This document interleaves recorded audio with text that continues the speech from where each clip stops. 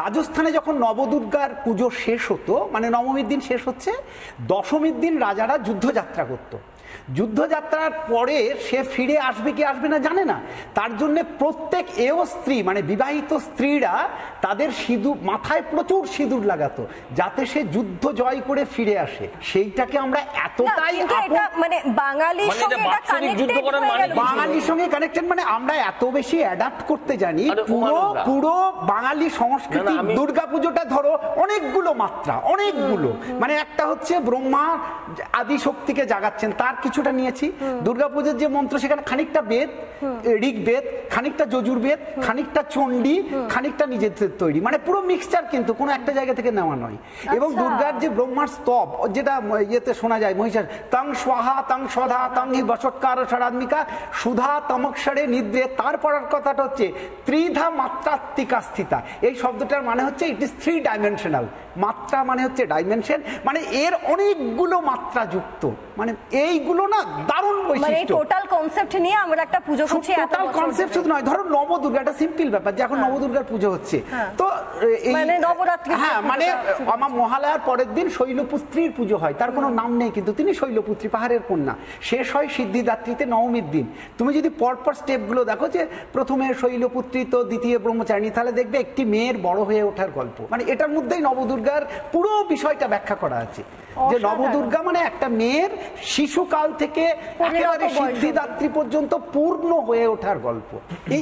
এই কনসেপ্টগুলো যদি আমরা পরের প্রজন্মকে দিতে পারি, ধরো নবপত্রিকা, অদ্ভুত ভাবে লোকের মধ্যে একটা ধারণা ছিল যে গণেশের বউ, একেবারেই নয়, ওটা হচ্ছে যোগ শাস্ত্র থেকে, আয়ুর্বেদ থেকে নেওয়া, কারণ ওখানে 9টা গাছ দেওয়া হয়, রম্ভা, কচু, হরিদ্রাক্ষ 3টে একসঙ্গে, জয়ন্তী, বিল্লদারিম্ব একসঙ্গে, অশোক, মান, ধান, 9টাই হচ্ছে ঔষধি গাছ, আয়ুর্বেদ থেকে নেওয়া ঔষধি গাছ, মানে যেগুলো মেনলি আমাদের বিশেষ করে জয়ন্তী গাছ যেটা নেওয়া হয় মেয়েদের রোগ সারানোর ক্ষেত্রে ওটার ব্যবহার হয়। ছোট ছোট যেগুলো, এই যে বলি না যে আমরা মূর্তি পুজো করি, মূর্তি পুজোর কোনো বিধান নেই, মূর্তিটা সামনে থাকে, কিন্তু যে কোনো পুজোতে যিনি পুরোহিত মশাই বসেন তিনি জেনে করেন না না করেন আমি জানি না, তাকে প্রথমে সংকল্প করতে হয়, যেটা বিষ্ণুরম তৎসৎ বিষ্ণু বিষ্ণু বিষ্ণু অশ্ব আসন মন্ত্রস্ব মেরুপৃষ্ঠ ঋষি কুর্ম ছন্দ, কুর্ম দেবতা। কুর্ম দেবতা মানে হচ্ছে কাছি।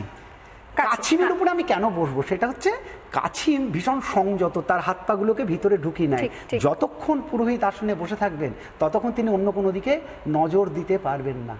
আচ্ছা, মানে তাকে এতটাই সংযত হতে হবে, সেই সংকল্প করে তবে তিনি পুরোহিতের আসনে বসছেন। আমি একবার করে পুজো করবো আর একবার করে প্যান্ডেল দেখবো, লাইট দেখবো, এটা সম্ভব নয়। আমি আরেকটা জাস্ট ছোট্ট জিনিস, আমি এই যে আমাদের যে মহালয়ার কনসেপ্টটা, এরকম কনসেপ্ট নাকি ইহুদিদের মধ্যেও রয়েছে। হ্যাঁ, ওদের সুক্কাত বলে একটা অনুষ্ঠান হয়। আমরা যদি শুধু এই 15 দিনের তর্পণ এবং পুজোটা এটা যদি ঠিকঠাক বুঝতাম, তাহলে আমরা ইহুদিদের থেকে অনেক বেশি শক্তিশালী হতাম। ওরা কি করে, ওই সুক্কাত যখন ওদের অনুষ্ঠান হয়, ওরা একেবারে মরুভূমিতে চলে যায়, একদম পরিবার পরিজন নিয়ে, সেখানে গিয়ে তাবু খাটায়। তাবু খাটিয়ে যে কষ্টটা, ওরা তো 2000 বছর ধরে ঘুরে ঘুরে বেরিয়েছে, মানে ছন্ন ছাড়া ছিল, তারপরের প্রজন্মকে বলে যে এই জাতি আমাদের উপরে অত্যাচার করেছে, তোমরা যদি পারো তাহলে তোমরা গিয়ে প্রতিশোধ নিও, মানে ওদের অতীতটাকে জানিয়ে দেয়। এটা প্রকৃত তর্পণ।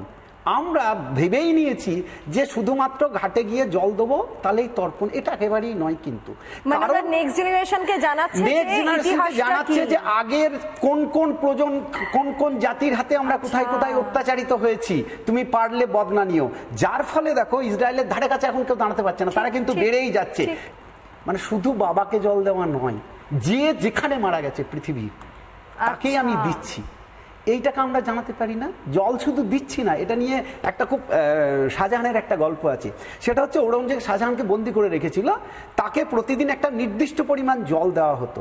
শাহজাহান মৃত্যুর আগে ঔরঙ্গজেবকে বলছে, তুঝসে ও কাফের আচ্ছা হ্যায় जो मुर्दा आदमी को भी पानी देता है तो जिंदा बाप को पानी नहीं देता। এটা নিয়ে ওর একটা সুক্ত আছে, বলতে আমাদের এই যে তুই আমার ছেলে, তোর থেকে হিন্দুরা অনেক ভালো যারা তাদের মরা বাপকে জল দেয়, আর তুই আমাকে জ্যান্ত অবস্থায় জল দিচ্ছিস না।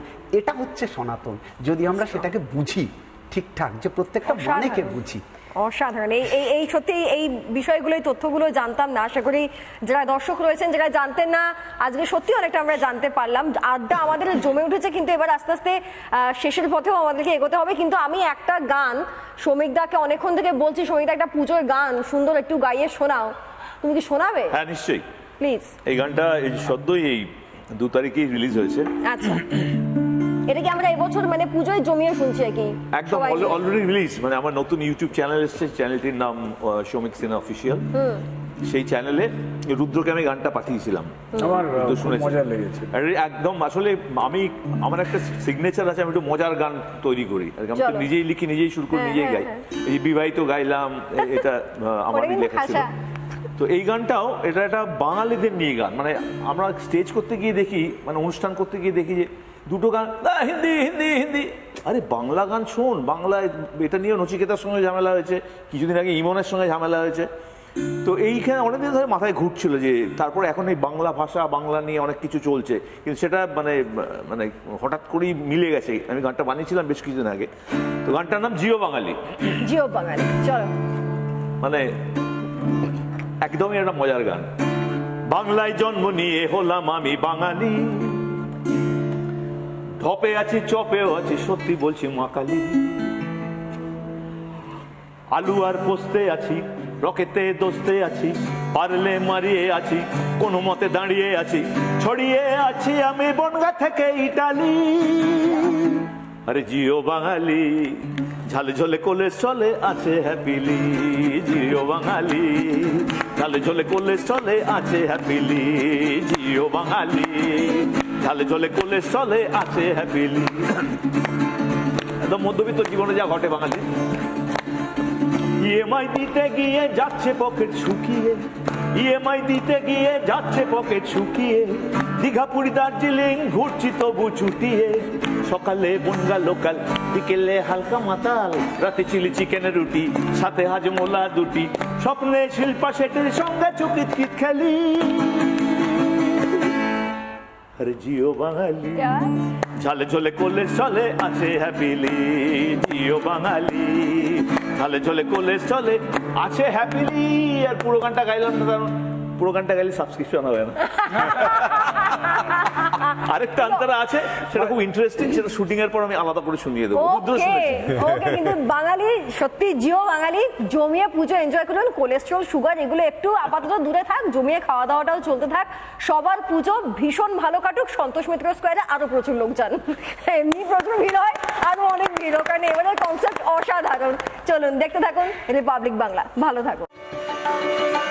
যাদের ছাড়া আমাদের আজকের এই সুন্দর পুজো আড্ডাটা সম্পূর্ণ হয় না, তাদের অবশ্যই ধন্যবাদ।